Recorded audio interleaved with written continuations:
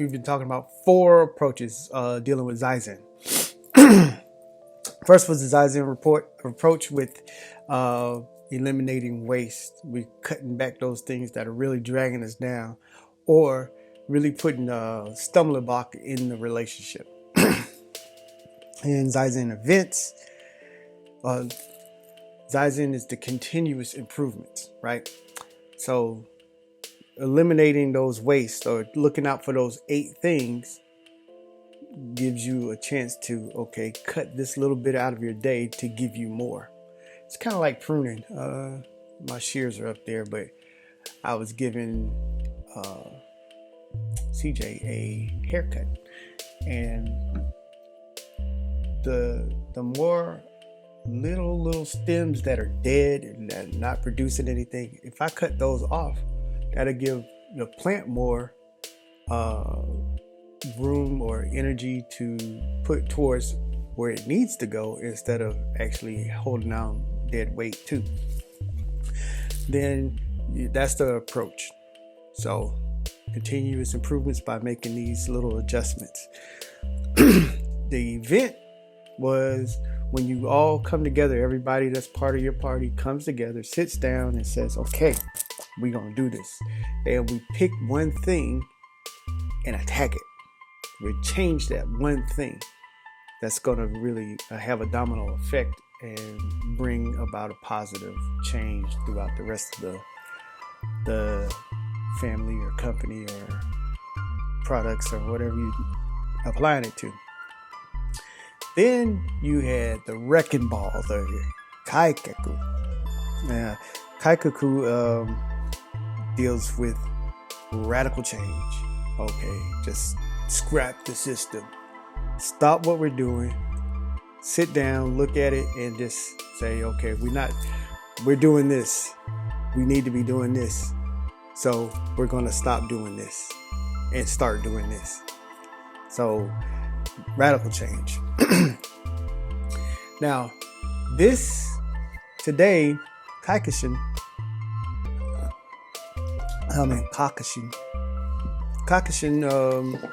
is kind of like, I consider it I didn't look at the real literal translation, but it's dealing with change.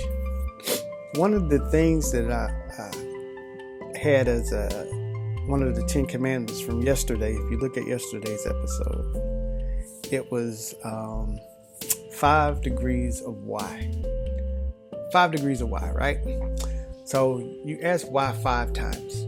And that really starts to go from, okay,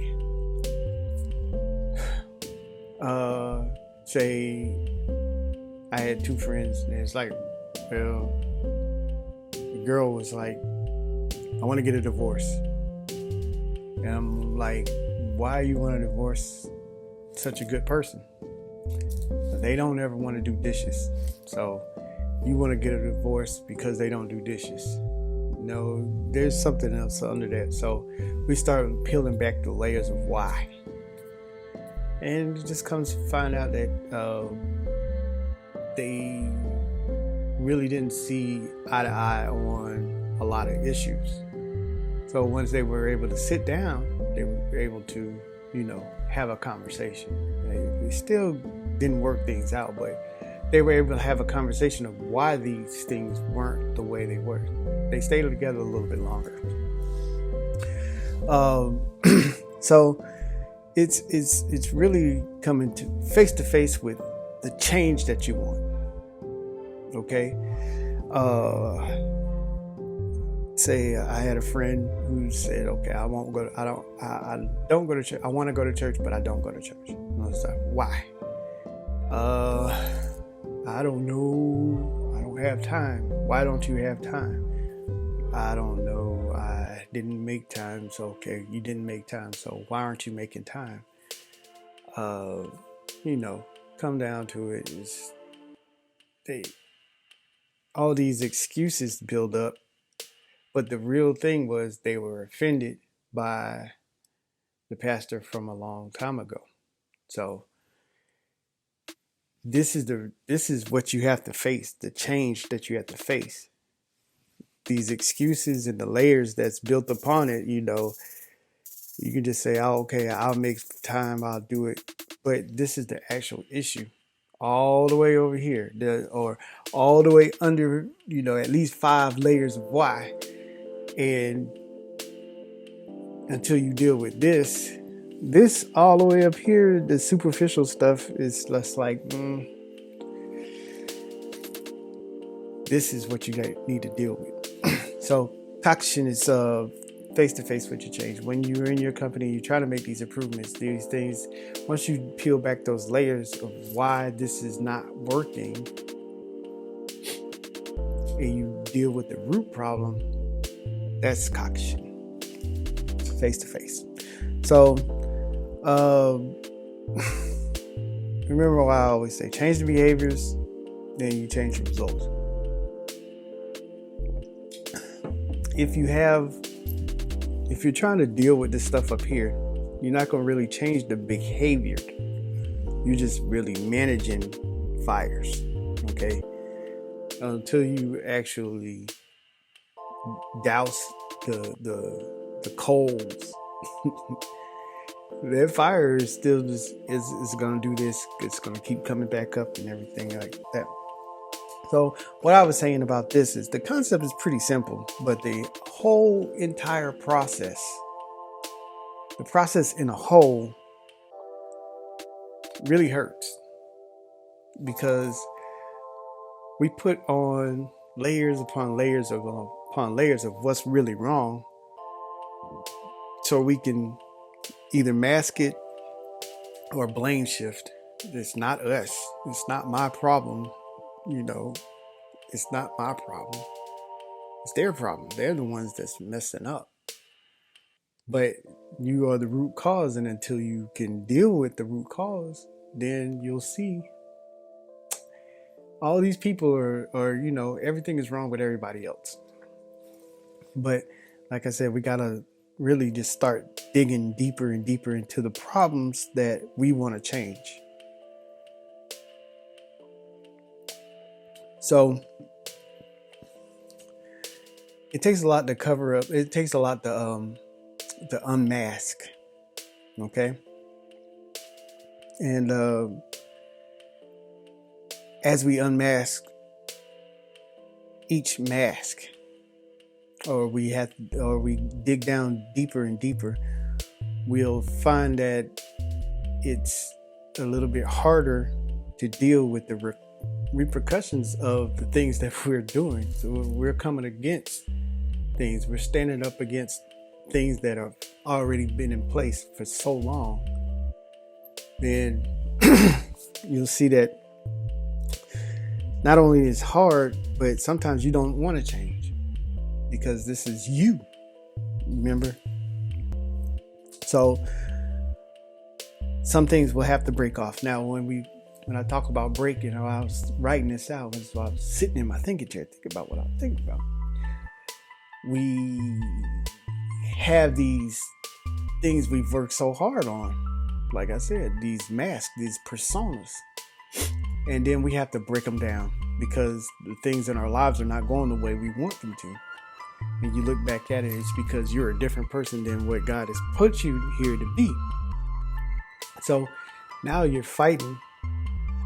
You're fighting yourself, you're fighting the world, you're fighting God. Trying to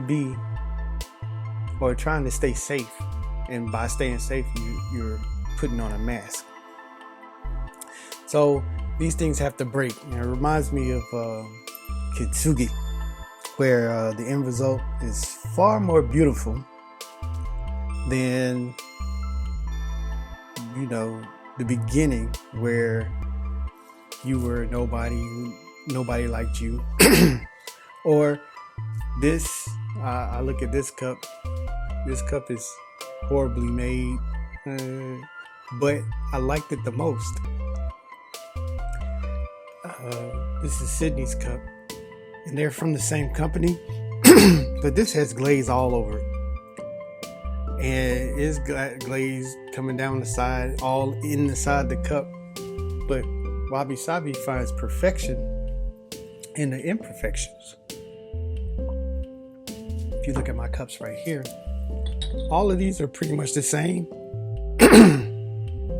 They're pretty much the same. It's a slight color variance, but they all pretty much it's almost like they came out the same mold. They're all the same. Okay, so everybody's alike. But this one comes along and says, hey, it might feel that it's ugly, but it's set apart. It's fearfully, wonderfully made. Anyway, kintsugi is the breaking of something, and repair is it's repairing cups or items with a layer of gold or silver. And not only is it repaired stronger, but it's made more valuable because it's using it's using gold to repair it. So it brings the value of it. It increases the value of it and makes it stronger. So it's evolving. It's an evolving piece. They might not have meant to put so much glaze on this, but it is set apart from all the rest of the cups that I have. And because of that, it might even been broken and is covered up with glaze. But it is evolved into something. It's still a cup, but it's evolved into something different than all the rest of the cups that I have. So, with that being said, if you have the courage to face whatever it is and allow God to walk you through the process and be your strength, you'll find meaning through all the layers that you've had, and you'll find meaning from all of the stripping that has to happen. And you'll see how the scripture says all things work together for your good. Now, we put ourselves in a deep hole sometimes, but as God rescues us and we take hold of his hand and he pulls us up, you'll see a world in a different light, because everything that we've gone through had purpose. We've chosen the path that we've gone, and how difficult the path may be, but everything has a purpose. All right. So you guys have a wonderful day. Just go crush this day, make the best of it. And I love you very much. So I toast to you. Kanpai.